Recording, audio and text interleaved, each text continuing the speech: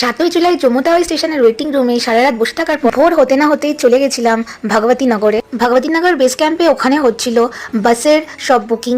Army Z+ সিকিউরিটিতে সব বাসে করে নিয়ে যাচ্ছিল সব যাত্রীদের, তাই ভোরবেলায় সেখানে লাইন দিতে চলে গেছিলাম। আর আমরা নর্মাল বাসে গেছিলাম, যেটার প্রাইস ছিল 771 রুপিস। ওখানে গিয়ে দেখলাম যে ভগবতী নগর প্লেগ্রাউন্ডে সব রেজিস্ট্রেশনও হচ্ছে, যারা এখান থেকে রেজিস্ট্রেশন করে গেছিলেন। আর ওখানে যাত্রী নিবাস থেকে শুরু করে ক্লক রুম থেকে শুরু করে ভান্ডারা থেকে সবই ছিল।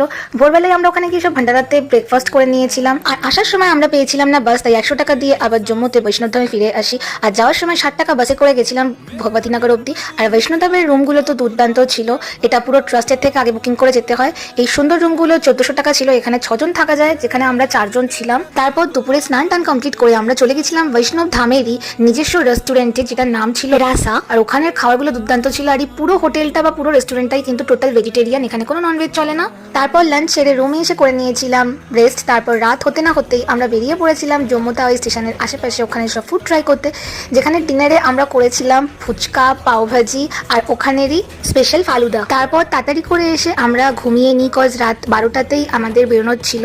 আর রাত 12টা বাজার সঙ্গে সঙ্গেই আমরা হোটেল চেক আউট করে বেরিয়ে যাই। হোটেল ছাড়ার পর অত রাত্রিরে অটো পাওয়াই যাচ্ছিল না, তাও আমরা প্রায় 1 ঘন্টা ধরে অটো ফটো খুঁজে প্রায় 1টা নাগাদ আমরা 150 টাকা করে অটো ভাড়া দিয়ে আমরা চলে যাই ভগবতী নগর বেস ক্যাম্পে। কজ ওখান থেকে রাত 2টোর সময় বাসে বোর্ডিং ছিল, তাই আমরা 1 ঘন্টা আগে চলে গেছিলাম, কারণ ওখানে আমাদের ক্লক রুমে লাগেজ রাখার ছিল, বাস খোঁজার ছিল। কিন্তু ওখানে গিয়ে যা লাইন দেখি, তারপর আমাদের সবকিছু করতে করতে আমরা বাসে উঠি 3টের সময়। আর তারপর রাত 4টের সময় আমাদের বাস ছাড়ে, যেটা ছাড়ার আগে তো মিলিটারিদের 10 বার চেকিং হয়।